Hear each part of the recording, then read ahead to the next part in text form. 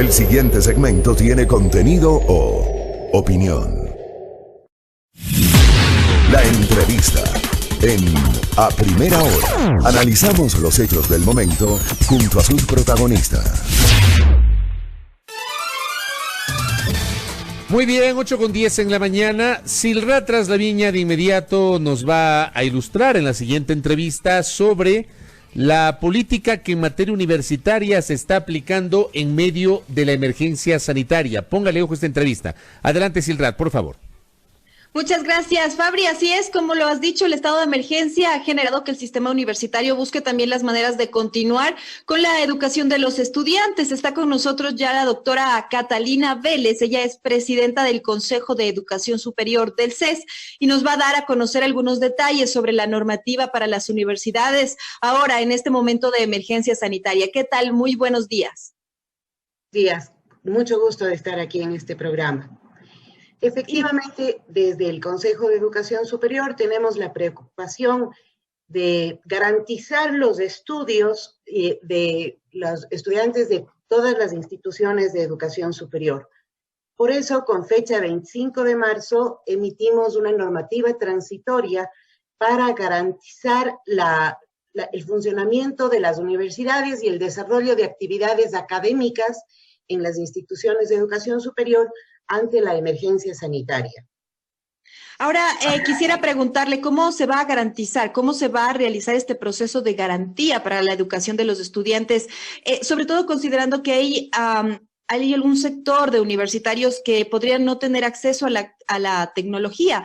Pasa en las universidades públicas. ¿Cuál es el mecanismo ahí para precisamente hacer efectiva esta garantía de que los estudiantes pues, puedan tener el acceso a este sistema? Sí, la preocupación es efectivamente ver cómo se pueden adecuar las actividades académicas a través del uso de tecnologías interactivas y entornos virtuales, con la finalidad de que los estudiantes no pierdan clase. Una pequeña aclaración que vale la pena hacer. En el Ecuador actualmente están en funcionamiento, en actividades académicas, 18 universidades. Hay otras universidades que todavía no han abierto los ciclos académicos. En estas universidades, que muchas de ellas ya se encontraban ofertando clases cuando se declaró el estado de emergencia sanitaria, lo que las universidades han hecho es pasar las clases de la modalidad presencial a la modalidad virtual. Desde el CES se está buscando velar porque las instituciones de educación superior garanticen a los estudiantes que los recursos de aprendizaje estén disponibles no solamente de manera síncrona, es decir, en tiempo real, sino también que los estudiantes puedan acceder a estos materiales y descargarse en el caso de que no pudieran participar en encuentros virtuales, digamos, en tiempo real. En el tema de cómo se está evaluando, cómo están ustedes evaluando este mecanismo virtual en las universidades, cómo se verifica el correcto funcionamiento de los diferentes sistemas, es decir, que por ejemplo las clases virtuales permanezcan allí, que los estudiantes sí tengan acceso. ¿Cómo evalúan ustedes como CES el funcionamiento de todos estos mecanismos? Estamos haciendo un proceso de monitoreo permanente para verificar que efectivamente, primero, las actividades sigan funcionando. Esto es, en las instituciones de educación superior, no solamente se trata de que haya teletrabajo, sino también, por ejemplo, que el personal administrativo pueda ofrecer atención a los estudiantes. Por otro lado, se está haciendo un monitoreo para velar para que las clases que se están dando efectivamente puedan ser accesibles después. Le pongo un ejemplo. Si las clases se están dando en Zoom, lo ideal es que las clases queden grabadas para que los estudiantes...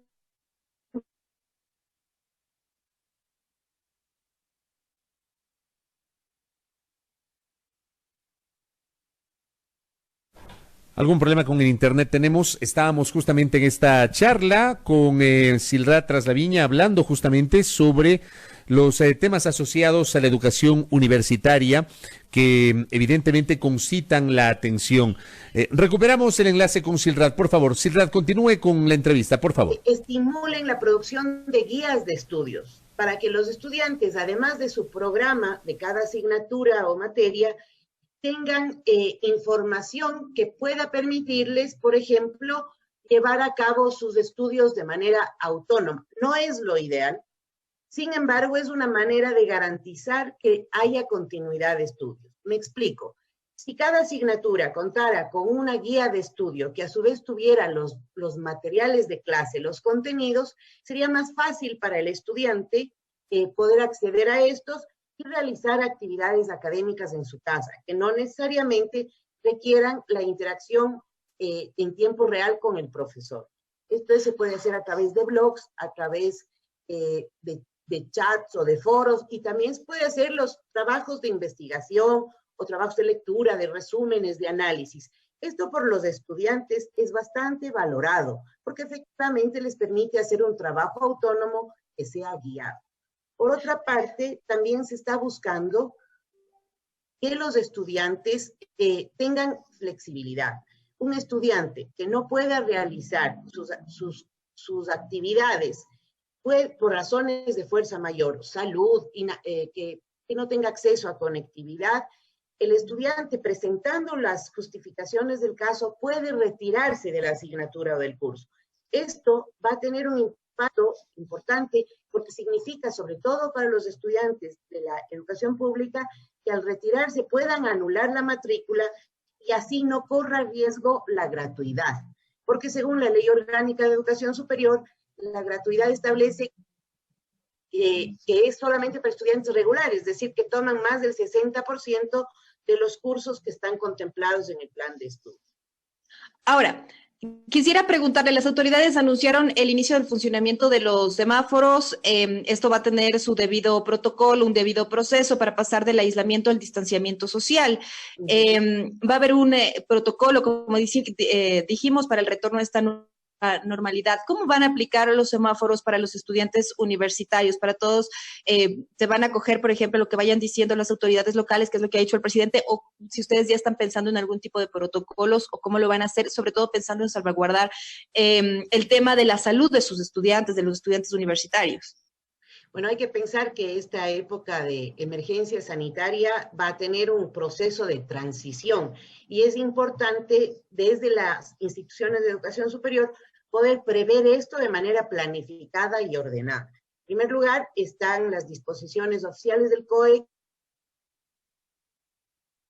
Las universidades, vamos a trabajar con las universidades para que tengan protocolos de retorno a la actividad y al aislamiento, digamos, a esta nueva realidad, ¿no es cierto? Vamos a buscar que las instituciones de educación superior, por ejemplo, en la autonomía universitaria, les daremos parámetros para que planifiquen actividades que no impliquen masividad, o para que planifiquen en el marco de horarios flexibles, que puedan funcionar por turnos en distintos horarios, matutino, vespertino. Las instituciones que ya han empezado en modalidad virtual han de terminarlo en modalidad virtual. Y aquellas universidades, sobre todo de la costa, que van a empezar ahora en mayo, desde mediados de mayo hasta finales de mayo, empezarán también con esta modalidad y creo que sería interesante ir trabajando con las universidades para adoptar una modalidad híbrida que combine la semipresencialidad con el trabajo a distancia, de tal forma de precautelar la seguridad de la comunidad universitaria y sobre todo los estudiantes.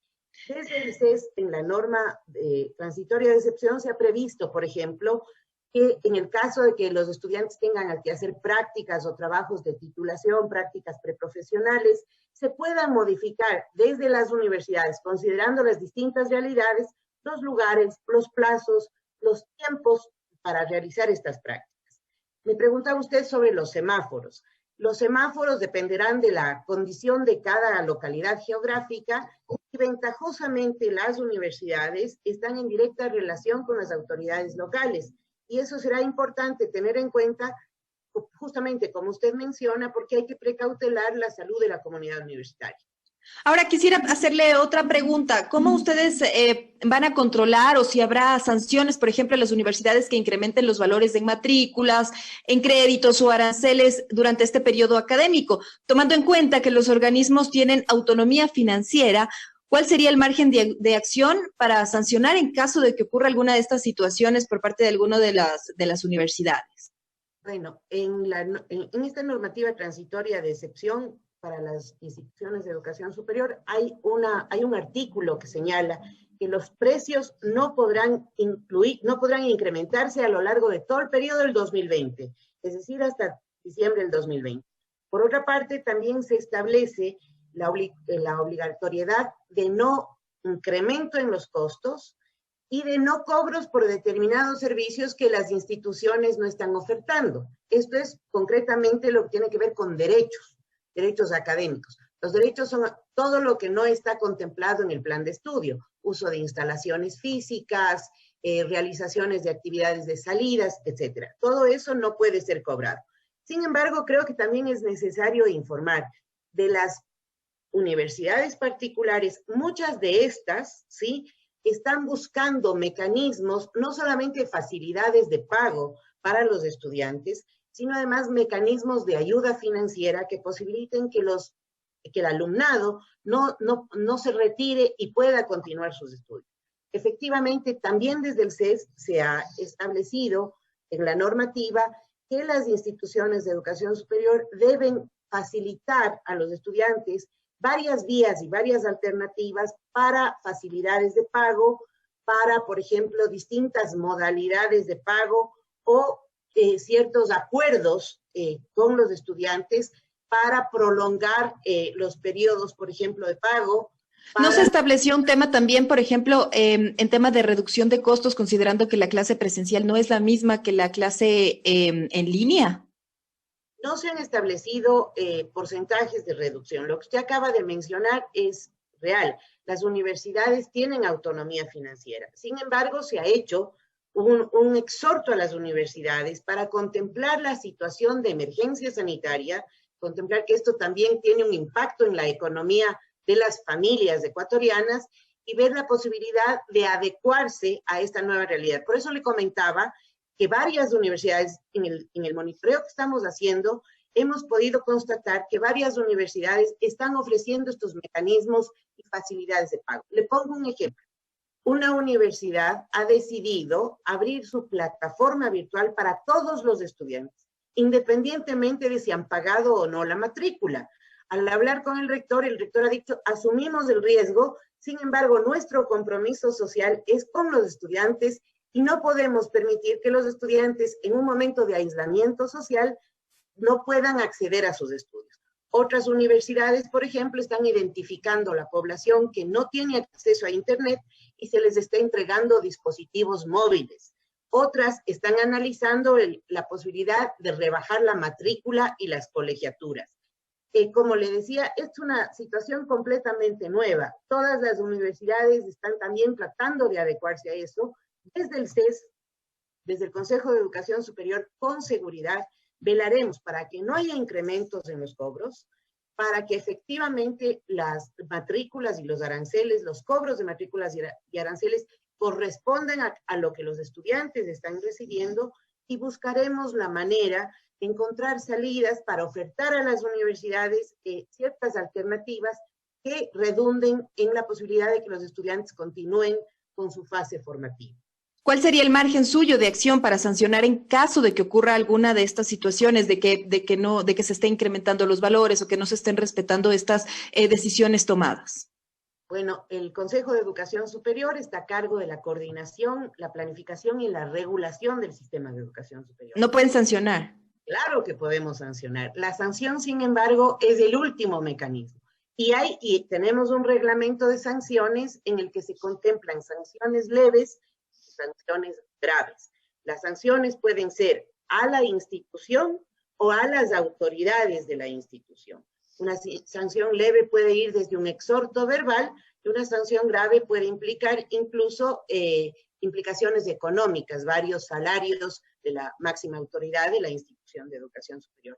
Esperamos no tener que llegar a eso, porque dicha sea la verdad, en las conversaciones que hemos tenido con las autoridades de las instituciones de educación superior, hay mucha predisposición a efectivamente buscar mecanismos de flexibilidad que respondan a este momento de emergencia que está viviendo el país. Doctora, quisiera trasladarle una de las inquietudes que nos está llegando aquí por redes sociales por parte de quienes están siguiendo a esta hora el programa. Dice, ¿qué va a pasar con los estudiantes de medicina en septiembre? Se debería iniciar el nuevo ciclo del internado, pero no vaya ni un mes de retraso y habría una ausencia considerable en hospitales si no se contaría con los internos en las casas de salud. ¿Qué van a hacer? ¿Cuál es el planteamiento frente a eso?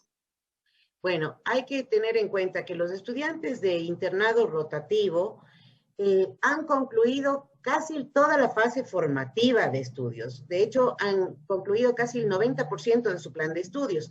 Los estudiantes de internado rotativo tienen además un contrato con el Ministerio de Salud. Lo ideal es que el personal que se está formando para ser médico efectivamente pueda seguir trabajando en los hospitales. El trabajo que hacen, tanto a nivel de internado cuanto de externado de los hospitales, es vital, porque efectivamente nutre en un altísimo porcentaje la atención hospitalaria. Y por otra parte, lo que es más importante, es un trabajo de formación académica, porque los internistas rotativos están aplicando los conocimientos que han realizado a lo largo de las carreras. Esta situación de emergencia sanitaria, usted está viendo, va cambiando permanentemente. Para el nuevo semestre, que iniciaría entre los meses de agosto y noviembre, que es el margen que da el reglamento de régimen académico para el inicio de los periodos académicos, habrá que ver si efectivamente se continúa con esta modalidad mixta de estudios, que los estudiantes pueden acceder a la fase formativa mediante recursos y medios tecnológicos. Y efectivamente, por ejemplo, muchos estudiantes de internado rotativo están colaborando en el sistema de teleasistencia en salud. Es decir, están participando en la línea 171 o varios espacios de atención hospitalaria o de atención telefónica desde las distintas universidades. Idealmente, esto hay que coordinarlo desde el Consejo de Educación Superior con el Ministerio de Salud Pública. Otra de las inquietudes nos están planteando, ¿qué se ha previsto para los estudiantes de carreras prácticas como gastronomía, arquitectura?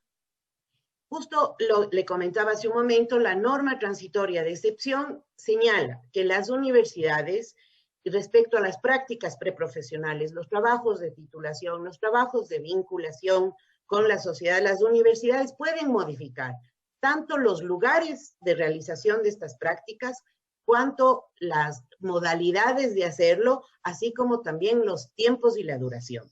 Las universidades pueden modificar esto o suspender las prácticas para el próximo periodo académico. Esto con la finalidad de precautelar la salud del estudiantado y por otro lado también precautelar que efectivamente puedan realizarse estas prácticas. Desde hace carreras como ingeniería o como arquitectura que tienen que realizarse en laboratorios, lo ideal es que cuando venga la etapa de transición hacia la nueva normalidad, las universidades en sus respectivos protocolos establezcan parámetros claros respecto a cómo funcionarán estas prácticas en los laboratorios, con el distanciamiento necesario, con el uso de medidas de higiene, con el acceso, digamos, a espacios ventilados. Efectivamente, hay que velar porque esto se dé, pero las universidades tienen la posibilidad de modificar los plazos y las condiciones de estas prácticas o suspenderlas para realizar el próximo semestre. ¿Qué va a pasar con los institutos tecnológicos? También nos están preguntando en el tema también de los institutos tecnológicos privados y también públicos. Los institutos tecnológicos, así como los conservatorios, forman parte del sistema de educación superior. Muchos de ellos están en clases actualmente y al igual que las universidades han debido migrar los procesos presenciales a través de la modalidad virtual. Desde el CES se emitió un comunicado señalando que aquellos que todavía no inician clase lo hagan ateniéndose a las disposiciones del COE nacional, porque esto es bien importante, sobre todo para precautelar la salud de la comunidad estudiantil. Desde hace 2 años, Quisiera hacerle otra de las preguntas que tenemos por acá. Desde hace 2 años se planteó la posibilidad de reducciones en el presupuesto que entrega el gobierno a las universidades. Ahora, con una realidad económica post-virus, esa posibilidad podría convertirse en una realidad. ¿Cómo podría ser o en dónde podría haber reducciones o ahorros en el tema de universidades? ¿Cómo hacer más eficiente el gasto de las instituciones de educación superior? A ver, efectivamente vivimos una realidad muy compleja y esto va a tener un impacto fuerte a nivel de economía. Las disposiciones respecto a la asignación presupuestaria no son ¿Han detectado, por ejemplo, falencias o fallas para el tema precisamente de ir a este tema de reducción o ahorro? Ustedes como CES, si pueden detectar las Desde falencias. luego, a través del monitoreo superior se pueden extraer, digamos, algunas grandes conclusiones. La primera, una necesidad ineludible de optimización del gasto. Y esto en optimización del gasto se cruza directamente con un trabajo de planificación institucional. Por ejemplo, para prever todos los procesos académicos, pensar en la implementación de cursos, materias o asignaturas en las que los estudiantes efectivamente puedan estar en un trabajo directo con el profesor, ¿sí? Y estas asignaturas efectivamente puedan ser dictadas por profesores titulares de las instituciones.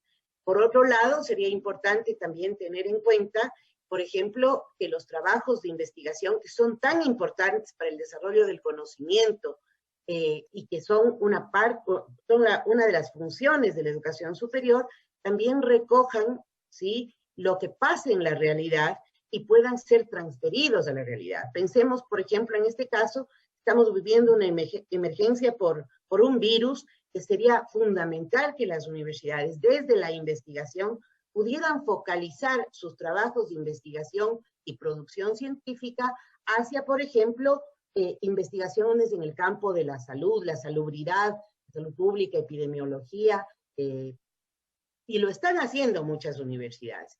Por otra parte, también es muy importante tener en cuenta que las universidades, si bien tienen autonomía financiera, efectivamente tienen una serie de realidades comunes, que son realidades de todo el país, en las que, como decía hace un momento, a título muy personal, me permitiría pensar en la necesidad de analizar cómo los procesos de planificación podrían orientarse hacia la optimización de recursos. En todo Perfecto. Quisiera preguntarle además cuál es la visión del Consejo de Educación Superior sobre el ingreso a las universidades de los estudiantes que están terminando el bachillerato. ¿Cómo se debería realizar este proceso en el que participan las otras entidades también, como son el Ministerio de Educación, el INEVAL?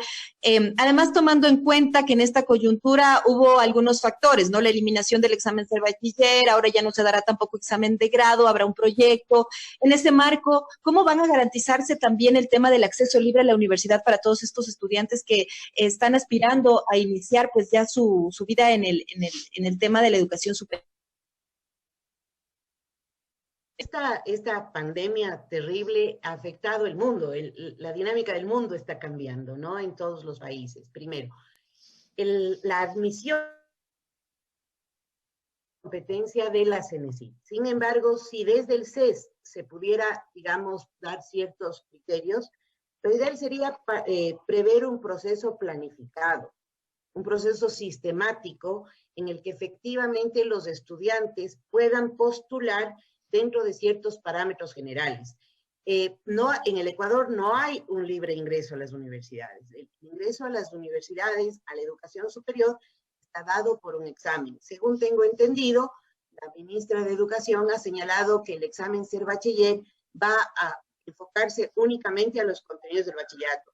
No sé si ya está definido, tanto desde el Ministerio de Educación cuanto desde la CENESID, si será el examen ser bachiller tendrá una o dos partes. Una parte orientada a la conclusión del bachillerato y otra parte que sirva para, digamos, la identificación de ciertas destrezas básicas que permitan un ingreso al bachillerato. Lo importante es tener en cuenta efectivamente hay una cantidad muy importante de estudiantes que se han graduado ya, que están a la espera, y se graduarán dentro de poco también en la sierra. Habrá que prever un proceso planificado que efectivamente posibilite que los estudiantes puedan acceder a la educación superior. Muchas gracias, doctora Catalina Vélez, presidenta del Consejo de Educación Superior del CES, que nos ha dado a conocer varios detalles sobre el tema de la normativa para las universidades en estos momentos de emergencia sanitaria. Muchas gracias por esta entrevista y por este diálogo. Gracias a usted por la invitación. Un buen día.